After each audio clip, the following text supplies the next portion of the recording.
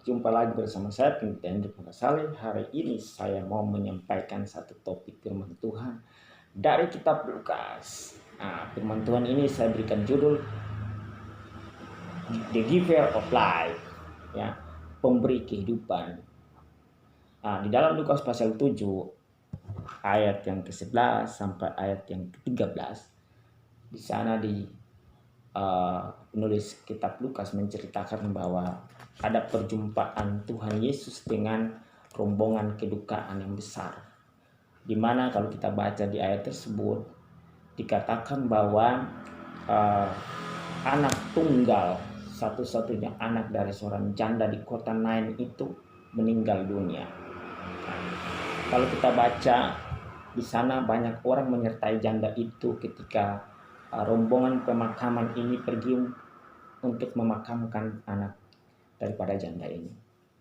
Kenapa? Saya percaya memang tidak ditulis di dalam Alkitab tentang reputasi daripada janda ini, tapi saya meyakini bahwa janda ini memiliki reputasi yang baik di masyarakat kota Nain tersebut, sehingga ada rombongan kedukaan yang besar menyertai janda ini.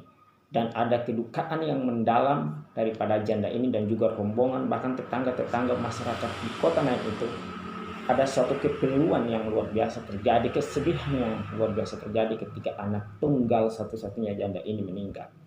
Tetapi hal yang menarik yang mau saya bagikan ketika Yesus datang ke kota Nain, ya, saya percaya bahwa Yesus datang ke kota Nain bukan hanya sembarangan datang. Saya percaya Yesus datang dengan satu tujuan. Saya percaya Yesus datang dengan satu maksud, supaya Yesus bisa bertemu secara pribadi dengan janda ini. Itu adalah rencana besar daripada Tuhan Yesus. Kita tahu bahwa Tuhan Yesus datang ke dunia ini untuk mencari orang-orang yang terhilang. Bahkan Tuhan Yesus meninggalkan segala kemewahan, kemuliaannya di surga untuk datang menjadi seorang pelayan. Dia berkata, aku datang untuk melayani, bukan untuk dilayani. Nah, hari ini Tuhan Yesus memiliki rencana yang jelas untuk datang ke kota Nain untuk bertemu dengan janda ini. Kalau kita baca di ayat-ayat berikut ini, ada beberapa hal penting yang akan saya bagikan kepada saudara semua pada saat ini ketika saya bagikan khotbah singkat lewat YouTube ini. Nah, sebagaimana judul yang saya berikan, The Giver of Life, ada 4 hal pentingnya yang saya mau bagikan kepada saudara saat ini. Yang pertama itu ialah di ayatnya yang ke-13. Di ayatnya yang ke-13 dikatakan, dan ketika Tuhan melihat janda itu, tergeraklah hatinya oleh belas kasihan. Ya, Tuhan Yesus ketika melihat janda itu, ada begitu suatu belas kasihan yang luar biasa, ada compassion yang luar biasa. Kenapa? Karena memang Tuhan Yesus itu kasih. Alkitab mengatakan bahwa Allah itu kasih. Dan sejak manusia jatuh ke dalam dosa di Taman Eden, Tuhan Yesus yang pertama mau restorasi itu ialah apa? Merestorasi ialah hubungan dia dengan manusia itu. Hubungan dia dengan Adam dan Hawa yang mau direstorasi. Tuhan Yesus mau memperlihatkan bahwa saya adalah pribadi yang mengasihi. Walaupun kau sudah jatuh, walaupun kau sudah tidak memberontak, sudah tidak taat, tapi aku tetap mengasihi engkau. Walaupun kau sudah melakukan kejahatan, pemberontakan, melanggar sabtu, tetapi aku tetap mengasihi engkau. Pada saat itu ketika Tuhan Yesus melihat janda ini, Tuhan Yesus begitu tergerak dengan belas kasihan. Kita tahu ketika Tuhan Yesus memberitakan Injil, memberitakan kabar baik, dia akan berjalan, dia melihat orang-orang kecil, dia melihat orang-orang termarginalkan, orang-orang yang didiskriminasi. Dia begitu dengan belas kasihan hatinya, dia ingin menolong mereka, dia ingin membalut luka-luka batin mereka, dia ingin ada dengan mereka bersama-sama. Tuhan Yesus jadi manusia supaya dia merasakan apa yang kita rasakan, dia merasakan apa yang manusia rasakan. Seperti pada saat kita baca di dalam kitab Lukas ini, Tuhan Yesus merasakan apa yang dirasakan oleh si janda ini. Janda ini anak satu-satunya, pengharapannya, masa depannya tiada, meninggal. Apa yang diharapkan lagi? Tuhan Yesus mau mengatakan kepada janda tersebut, aku ada bersama dengan engkau. Aku juga merasakan apa yang engkau alami. Aku juga ada di situ untuk engkau. Aku mengasihi engkau. Aku mencintai engkau dengan kasih yang sejati. Seperti di Yohanes 3 ayat 16 dikatakan bahwa karena begitu besar kasih Allah akan dunia ini sehingga ia mengaruniakan anaknya yang tunggal, supaya setiap orang yang percaya kepadanya tidak binasa melainkan beroleh hidup yang kekal. Oleh karena kasihnya Yesus datang ke kota Nain, oleh karena cintanya Yesus datang ke kota Nain, supaya janda ini percaya dan mengenal kasih yang sejati, kasih yang agape, kasih tanpa syarat daripada Yesus Kristus. Nah, Tuhan Yesus begitu mengasihi janda ini, dan saya percaya bahwa Tuhan Yesus datang 2000 tahun yang lalu juga untuk janda itu, supaya janda ini mengenal kasih dan belas kasihan, bahwa bukan hanya kepada anaknya, tetapi kepada janda ini dan kepada seluruh kota di Nain. Tuhan Yesus mau menyatakan bahwa dia pribadi, dia adalah kasih itu sendiri, dan dia ingin untuk mereka mengenal kasih yang sejati, kasih yang menyelamatkan, kasih yang luar biasa, kasih yang rela berkorban untuk mereka, bahkan membangkitkan dan bahkan memulihkan, bahkan merestorasi hidup mereka.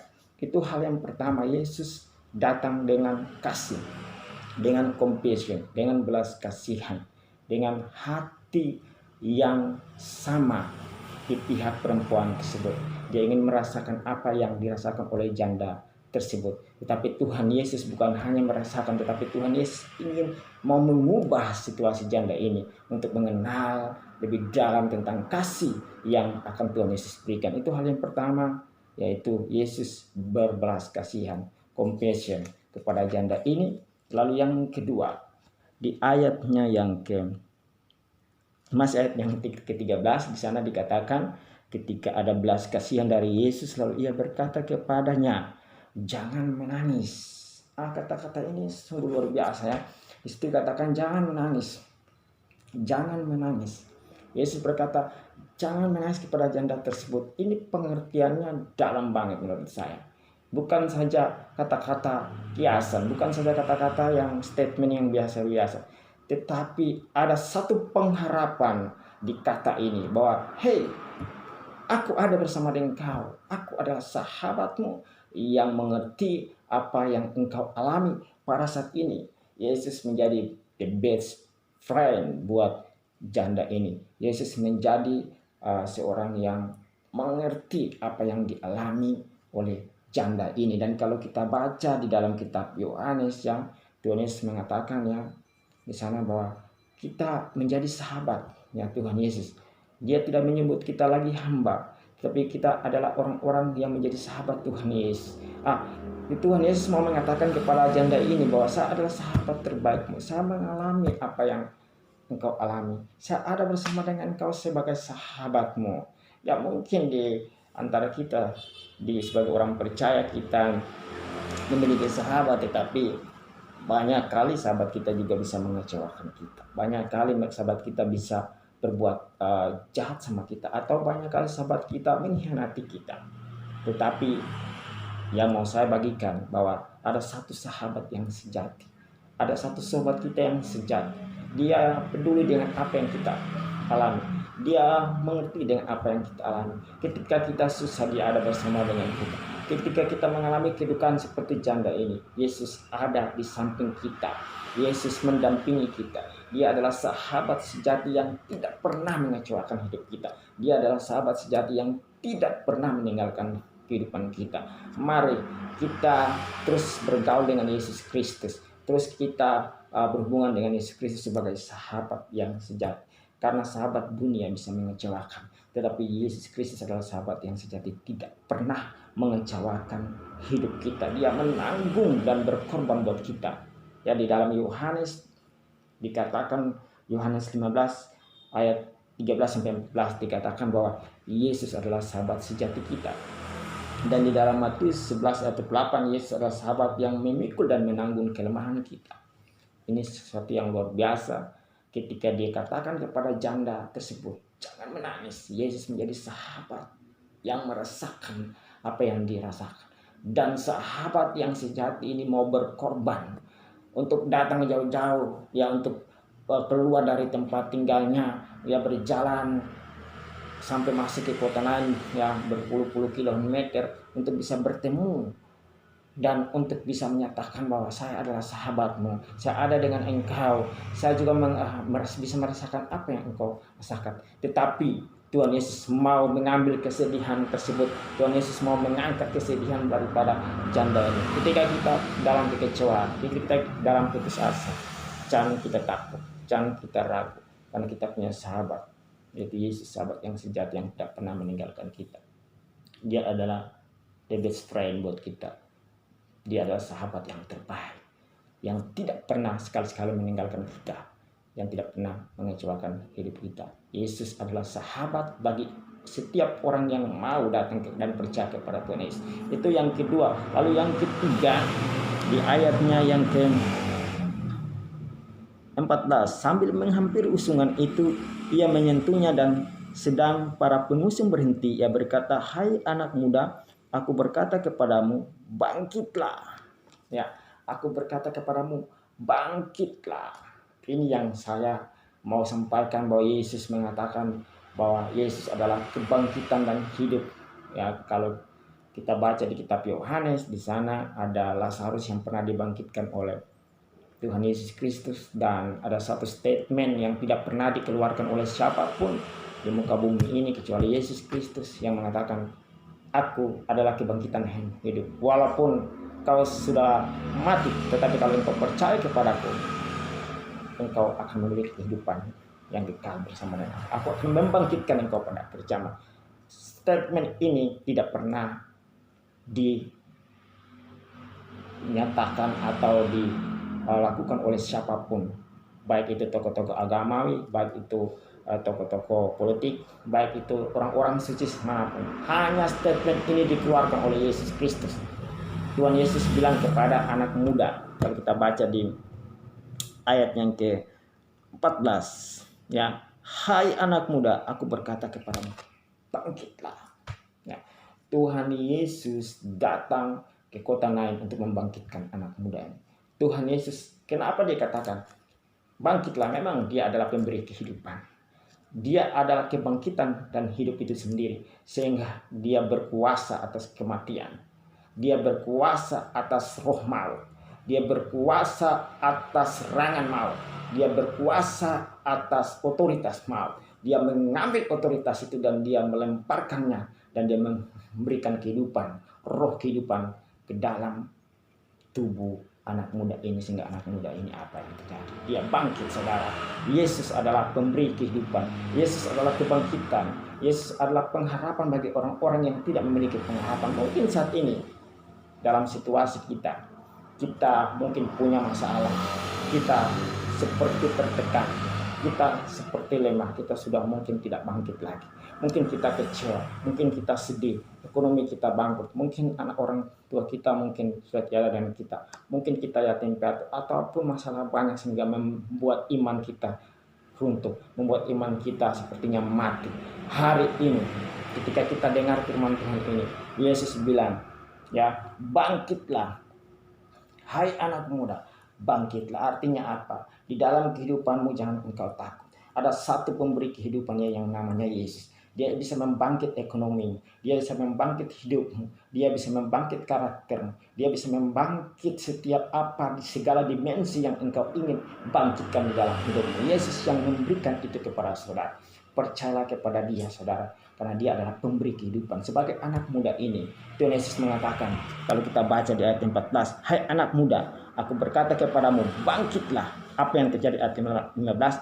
Maka bangunlah orang itu dan duduk dan mulai berkata-kata, dan Yesus menyerahkan kepada ibunya. Luar biasa perkataan yang berkuasa, perkataan yang sangat dahsyat. Perkataan itu mengubah semuanya, mengubah alam semesta dan mengubah alam roh itu. Pada saat ketika Yesus berkata, bangkitlah, sesuatu terjadi, bangkitlah, mujizat terjadi, bangkitlah, sesuatu yang besar terjadi, something happen, ya, sesuatu terjadi di dalam kehidupan anak muda. Kalau engkau mau bangkit, mungkin engkau sedang jatuh, mungkin engkau ekonomi bangkrut, mungkin engkau putus asa. Ketika engkau dengar video ini, hai Jangan menyerah, never give up. Datang kepada Yesus dan bilang, Tuhan, bangkitkan saya. Dia pemberi kehidupan, dia pemberi hidup, dia pemberi kebangkitan itu. Percayalah kepada dia. Ketika engkau percaya kepada Yesus, maka hidupmu dibangkitkan. Mungkin saat engkau lemah, tiba-tiba engkau akan menjadi kuat. Kenapa? Ada otoritas yang masuk dalam hidupmu. Ada satu kuasa firman Tuhan yang masuk dalam hidupmu ketika engkau percaya kepada Tuhan Yesus. Dengan kuasa dari Yesus engkau dibangkitkan. Ekonomimu semakin hari semakin akan maju, semakin hari semakin kuat, dan tetap optimis, tetap percaya. Ketika engkau percaya kepada Yesus Kristus sebagai pemberi kehidupan, maka saya yakin dia akan menyertai engkau dan dia akan memberikan engkau pengharapan. Satu pengharapan. Karena apa? Yesus memproklamasikan, Yesus menyatakan bahwa dirinya adalah penguasa atas kematian, penguasa atas maut, penguasa atas alam maut. Jangan takut. Yesus mengatakan bangkit, ya bangkit. Kita tidak usah pikir situasi apapun yang ada dalam kehidupan kita. Kalau kita percaya Yesus memberi kehidupan, Yesus adalah kebangkitan dan hidup. Sesuatu yang mungkin sudah mati, sesuatu yang mungkin sudah jatuh, sesuatu yang mungkin sudah kita tidak harapkan lagi, kita tahu bahwa Yesus pernah berkata, bangkitlah, maka kita bisa bangkit. Bangkitlah hai anak muda, bangkitlah hai orang tua, bangkitlah hai ibu-ibu, bangkitlah hai hamba-hamba Tuhan, bangkitlah hai orang-orang muda, bangkitlah hai orang-orang pebisnis. Bangkit, karena kita punya Tuhan yang adalah kebangkitan dan hidup. Yesus menyatakan, memproklamasikan bahwa dirinya bisa melakukan itu, dan tidak ada satupun orang yang bisa membangkitkan orang mati selain yang nama Yesus Kristus. Ketika saudara percaya, apapun masalahmu, kau bisa bangkit daripada segala keterpurukanmu, dan jangan takut, ya Tuhan ada bersama dengan engkau. Dan hal yang keempat, hal yang terakhir yang saya akan mau bagikan kepada saudara, ya, di khotbah saya yang singkat ini, hal yang keempat yaitu Tuhan Allah melawat kita. Tuhan Allah melawat umatnya. Yesus datang mencari orang-orang yang terhilang. Yesus datang mencari orang-orang yang putus asa. Yesus datang mencari orang-orang yang ada dalam situasi yang kritis. Yesus datang mencari orang-orang yang berdosa. Yesus datang untuk mencari orang-orang yang sedih, yang bingung, yang tidak berpengharapan. Yesus bilang begini, aku datang mencari orang yang terhilang. Seperti ya Zakheus, dia datang. Zakheus adalah orang berdosa, sangat berdosa di mata masyarakat, tapi Yesus datang untuk mencari dia. Yesus mengambil inisiatifnya sendiri untuk mencari orang berdosa. Hari ini Yesus datang menemui seorang janda yang lagi dalam kedukaan, dalam kesedihan. Dia memberikan hidup yang baru kepada janda ini, dan juga dia membangkitkan anak muda daripada janda ini, anak satu-satunya, anak tunggal daripada janda ini. Apa yang ada di dalam kehidupan janda ini begitu luar biasa. Karena apa? Dia mendapatkan kasih yang sempurna daripada Tuhan Yesus. Kalau kita lihat di ayat yang terakhir dari pembacaan kita, di sini dikatakan ayat 16 sampai 17, saya bacakan. Semua orang itu ketakutan dan mereka memuliakan Allah sambil berkata, seorang nabi besar telah muncul di tengah-tengah kita, dan Allah telah melawat umatnya. Dan Allah telah melawat umatnya. Hal yang terakhir, yang keempat, Tuhan melawat kita. Allah melawat kita dalam setiap persoalan kehidupan kita. Sebagaimana janda ini, ya, bukan saja melawat untuk membangkitkan putranya yang mati, tetapi dia melawat untuk memberikan kasih karunia. Dia melawat untuk memberikan penghidupan yang baru. Dia melawat untuk dia bisa memberikan pengampunan dosa. Dia melawat supaya dia memberikan kasihnya yang sejati. Yesus Kristus melawat keluarga ini supaya mereka mengenal pribadi Yesus dan mereka bisa percaya kepada Yesus. Dan ketika mereka percaya kepada Yesus, maka ada keselamatan yang terjadi di keluarga ini. Itulah lawatan Allah dengan tujuan supaya orang-orang di kota Nain ini bisa mengenal pribadi Yesus Kristus, supaya mereka bisa mengerti tentang kasih karunia yang Tuhan berikan kepada hidup mereka. Dan lewat janda ini saya percaya nama Tuhan dipermuliakan. Karena di sini dikatakan ayat ke-17, maka tersiarlah kabar tentang Yesus di seluruh Yudea dan seluruh daerah sekitarnya. Dari kota Nain ini sesuatu terjadi, mujizat terjadi, maka nama Tuhan Yesus itu tersiar, dikatakan sampai seluruh Yudea dan seluruh daerah sekitarnya. Karena apa?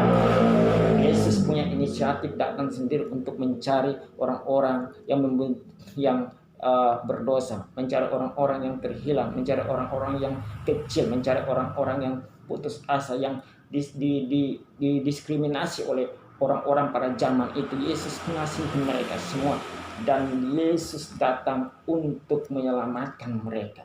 Allah telah melawat umatnya, mereka percaya kepada Yesus. Ada seorang nabi yang sudah datang di tempat mereka. Nabi besar dikatakan, seorang nabi besar telah muncul di tengah-tengah kita, dan Allah telah melawat umatnya. Kota Nain, orang-orang masyarakat kota ini percaya Yesus sebagai nabi, dan bukan hanya nabi. Di situ dikatakan mereka percaya bahwa Allah telah melawat umatnya. Yesus adalah Allah itu sendiri. Orang kota Nain mengatakan demikian. Mereka melihat ada kasih Allah yang menjangkau mereka. Banyak orang Kristen saat ini mereka berpikir, oh kita harus cari Tuhan, oh kita harus datang ke gereja cari Tuhan, oh kita harus sekuat tenaga mencari Tuhan. Saya mau katakan, di dalam perjanjian lama memang benar manusia dengan keras berusaha dengan beragamawi, dengan pola hukum Taurat, ya, dengan korban-korban, ya, dengan usahanya agamawinya datang cari Tuhan. Dengan begitu banyak usaha dia mencari Tuhan, ya. Tetapi di dalam perjanjian baru, ya, di dalam zaman kasih karunia Tuhan yang datang cari kita, itulah yang membedakan kita dengan agama-agama yang lain. Allah yang mulia turun dari surga, dia berinisiatif datang menyelamatkan kita.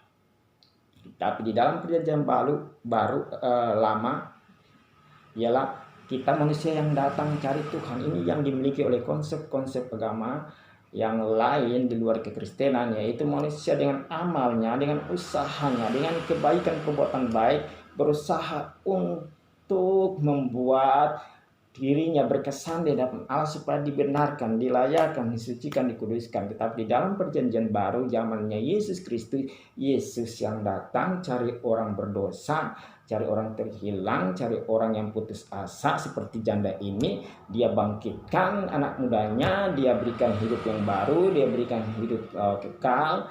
Kemudian dia berikan keselamatan, dia kasih kenal kasihnya, dia kasih kenal pribadinya, dan mereka tahu bahwa Allah melawat mereka. Jadi dari pertama tadi saya sampaikan bahwa Yesus inisiatif datang melawat mereka. Dia datang untuk memberikan dirinya. Dia datang untuk memberikan hidupnya kepada mereka, karena dia adalah sumber kehidupan itu sendiri. Dia datang membangkitkan anak muda ini, dan dia melakukan satu perbuatan besar, yaitu mujizat yang terjadi sehingga orang-orang di kota Nain ini tahu bahwa Allah telah melawat mereka, bahwa Yesus telah menjumpai mereka, bahwa Yesus datang untuk orang-orang di kota Nain, bahwa Yesus juga mengasihi orang-orang di kota Nain ini. Itu 4 hal yang penting. Yang pertama, Yesus adalah pemberi kehidupan. Dia mengasihi saudara dengan saya. Dia belas kasihan saudara dengan saya. Yang kedua, Yesus adalah sahabat yang terbaik. Dia adalah sahabat yang sejati. Di dalam kitab Yohanes bilang bahwa Yesus adalah sahabat yang memberikan dirinya untuk sahabat-sahabatnya. Dia berkorban mati di atas kayu salib 2000 tahun yang lalu untuk menyelamatkan kita. Dia menggantikan kita. Seharusnya kita yang dihukum, tetapi dia menggantikan kita sehingga kita tidak terhukum. Dia terhukum, dia terkutuk supaya kita diberkati dan kita diselamatkan, kita dibenarkan, kita disucikan. Dia adalah sahabat yang tidak pernah mengecewakan kita. Jadi mari milikilah dan bangun hubungan intim dengan sahabat kita Yesus Kristus. Kalau yang ketiga itu di sana dikatakan bahwa Yesus adalah pemberi hidup, the giver of life. Dan dia mengatakan, akulah adalah kebangkitan hidup. Jadi jangan percaya, jangan takut ya saudara, kalau jangan takut kalau sebentar saudara akan mati. Karena apa? Kalau engkau mati di dalam Yesus Kristus, engkau mati dan percaya di dalam Yesus Kristus, maka engkau pasti dibangkitkan di akhir zaman dan engkau akan menerima hidup yang kekal. So, kita yang percaya kepada Tuhan Yesus, dan kita takut mati. Ya, orang yang takut mati adalah orang yang tidak mengenal Yesus Kristus. Tetapi orang yang percaya kepada Yesus tidak akan takut mati. Karena apa? Jaminannya itu, garansinya itu hidup kekal yang kita dapat.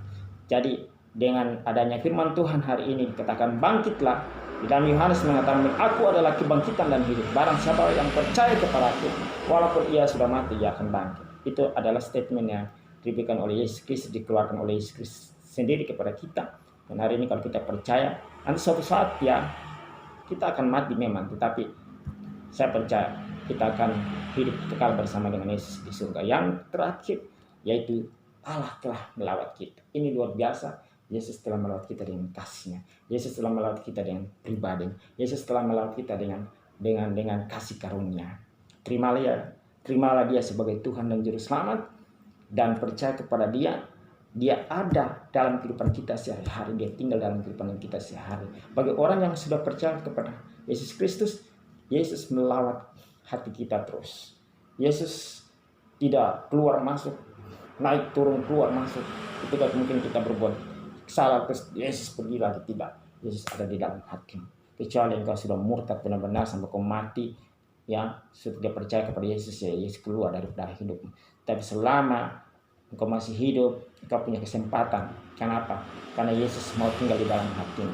Yesus tidak paksa untuk tinggal di dalam hatimu, tapi Yesus mau Dia tinggal di dalam hatimu. Jika engkau berbuka hati dan engkau dengar firman Tuhan ini, kalau engkau mau percaya kepada Tuhan Yesus, gampang saja. Ya, kau tinggal bilang begini, Tuhan, aku mau mengenal Engkau sebagai Tuhan dan Juru Selamat. Masuk dalam hatiku dan jadilah Tuhan dan Juru Selamat. Karena saya percaya bahwa ketika Engkau jadi Tuhan dan Juru Selamatku, Engkau bertakhta dalam hatiku, maka Engkau mengampuni dosaku dan Engkau membenarkan, menguduskanku, mengampuniku. Karena Engkau mengampuni aku bukan karena perbuatan baik, tetapi oleh karena Engkau mengasihi aku. Kau telah berkorban 2000 tahun yang lalu di atas kayu salib untuk menyelamatkan aku, untuk menggantikan aku, supaya aku tidak terhukum. Oleh sebab itu, mintalah Roh Kudus untuk memimpin Anda berdua seperti itu. Tuhan Yesus kiranya memberkati kita. Ada 4 hal yang tadi saya bagikan. Kiranya Tuhan menolong kita. Ingatlah belas kasihan Kristus, dan ingatlah Yesus sebagai sahabat yang terbaik. Ingatlah Dia adalah kebangkitan dan hidup, the giver of life. Dan juga ingatlah Dia telah melawat kehidupan kita. Dia melawat saudara dengan saya setiap hari. Milikilah hubungan intim dengan Tuhan, dan jangan takut untuk situasi, apalagi takut mati.